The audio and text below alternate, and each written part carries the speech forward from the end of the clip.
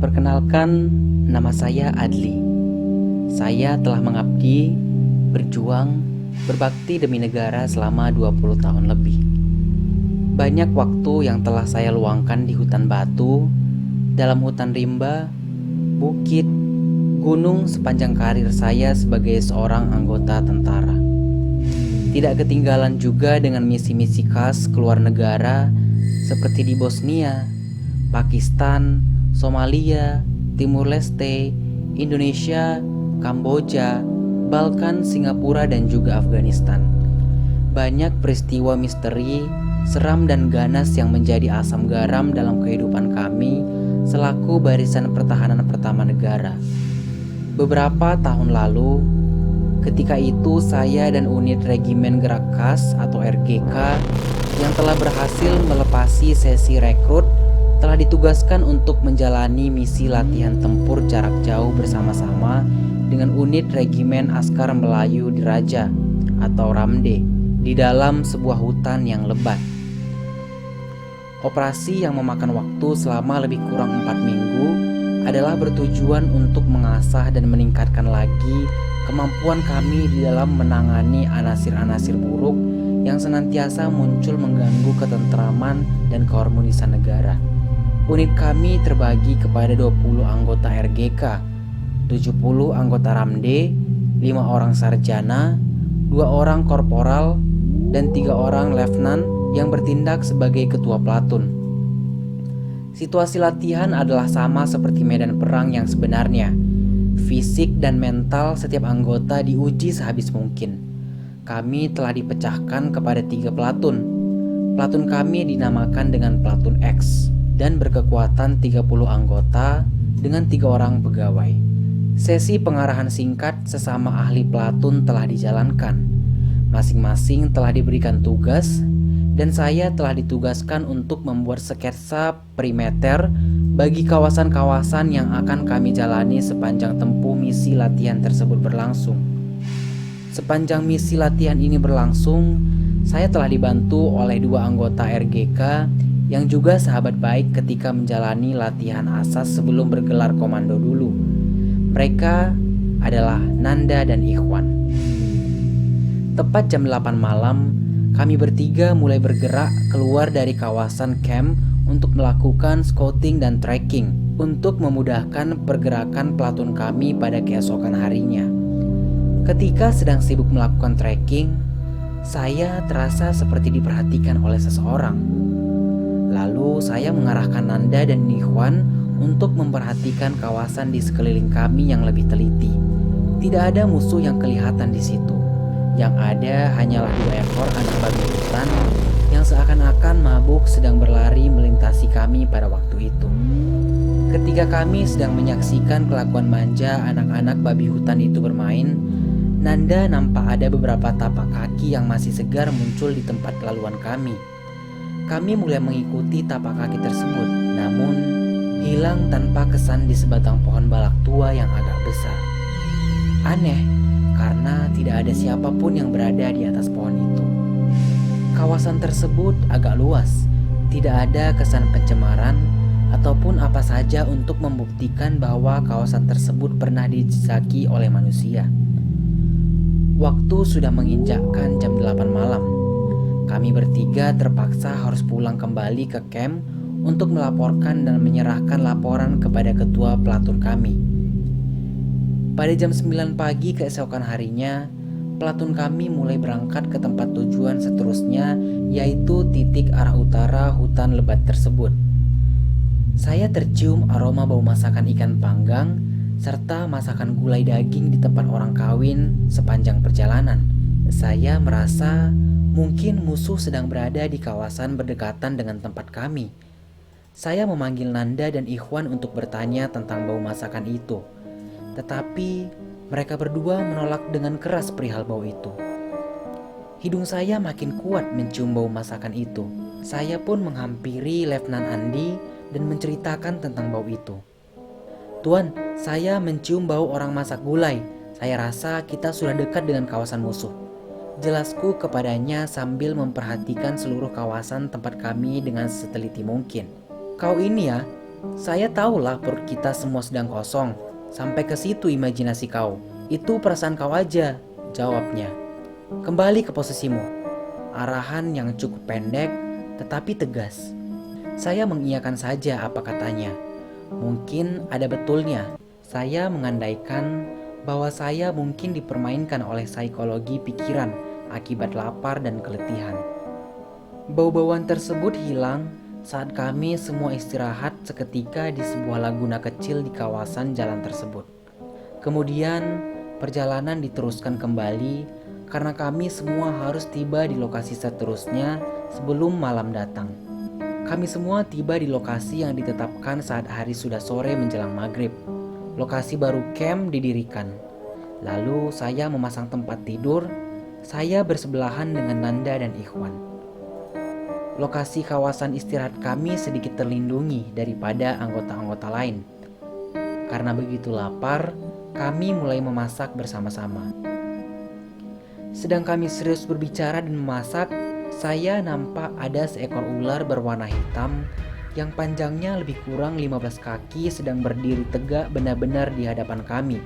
Dari pengalaman, saya tahu bahwa ular tersebut berada dalam posisi menyerang.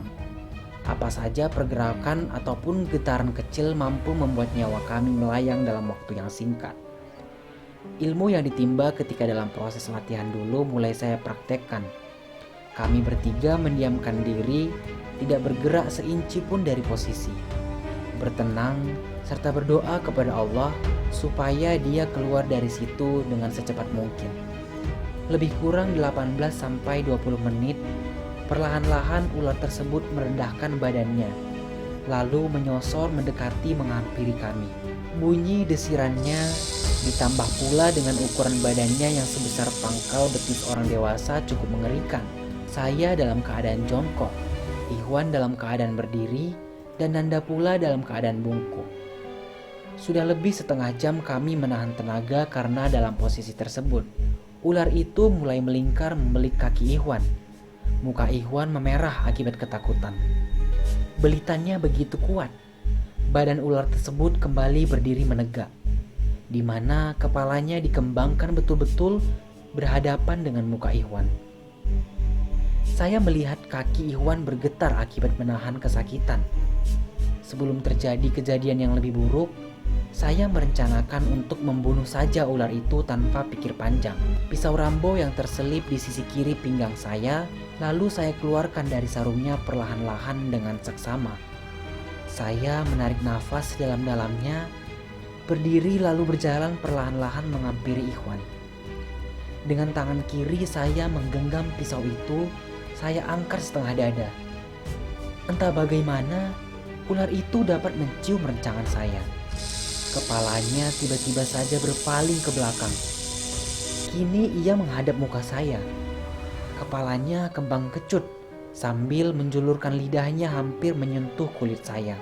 Jaraknya dengan saya hanya dalam sekitar 2 inci saja. Rencana saya telah gagal. Saya sudah berada di ambang kematian. Sakaratul maut tengah tiba. Saya hanya mampu mengucap 2 kalimat syahadat dan berdoa dalam hati agar selamat dari serangan ular tersebut. Tiba-tiba darah lekat berwarna merah gelap memercik mengenai wajah saya. Ular itu mati akibat terkena tembakan yang dilepaskan dari salah satu seorang pegawai Ramde yang kebetulan melalui kawasan istirahat kami. Alhamdulillah, saya hampir mati tadi. Syukur spontan saya memberi reaksi seperti itu. Bau ular itu begitu amis dan kuat. Terima kasih Tuan. Kalau Tuan tidak ada tadi, rasanya saya sudah mati mungkin. Saya berterima kasih kepada Tuan. Yang kalian bertiga jalan jauh-jauh buat apa? Masih baik saya lewat di sini, tutur salah seorang pegawai Ramde panjang lebar. Kejadian tersebut cukup membuat kami insyaf. Seharusnya kami berada berdekatan dengan anggota lain, bukan menjauhkan diri semata-mata privasi. Bergerak di dalam satu pasukan, melindungi satu pasukan, dan yang paling penting, jangan pentingkan diri sendiri. Pada malam terakhir misi latihan itu berlangsung, saya telah diganggu dengan hebatnya oleh makhluk demit yang mendiami hutan tersebut. Kau rasa mereka bersembunyi di mana, Li? Tanya Ikhwan ketika melirikkan pandangannya ke arah semak-semak di hadapan kami. Saya tak tahu. Saya rasa mereka juga semua sudah bergerak ke selatan ataupun mereka sudah lari keluar hutan ini. Jawab saya sambil menghembuskan asap rokok. Keluar hutan ini? Tanya Ikhwan lagi. Iya. Kenapa mesti keluar hutan ini? Itu teori saya saja. Kau pikir saya expert sekali? Saat kami berdua berjaga di situ, kami dikejutkan dengan kehadiran sekujur jasad yang lengkap dengan kain kafan muncul berdiri di hadapan kami. Pada awalnya, saya menyangka bahwa mungkin ia adalah sebagian dari latihan ketentaraan, di mana tentara terlatih diantar untuk melakukan kecerdasan dalam bentuk penyamaran dan bertujuan untuk melemahkan semangat kami. Namun, setelah diperhatikan dengan teliti, saya cukup yakin bahwa ia bukan seorang manusia. Ia memang seorang hantu pocong. Mana mungkin seorang manusia bisa berdiri dalam keadaan melayang tanpa berpijak pada tanah. Saya yang kali pertama berhadapan dengan insiden yang begitu takut dan menyeramkan, bohonglah sekiranya seseorang itu tidak takut ataupun seram ketika sekali pertama berhadapan dengan dunia gaib. Saya sendiri menggigil dan hampir pitam.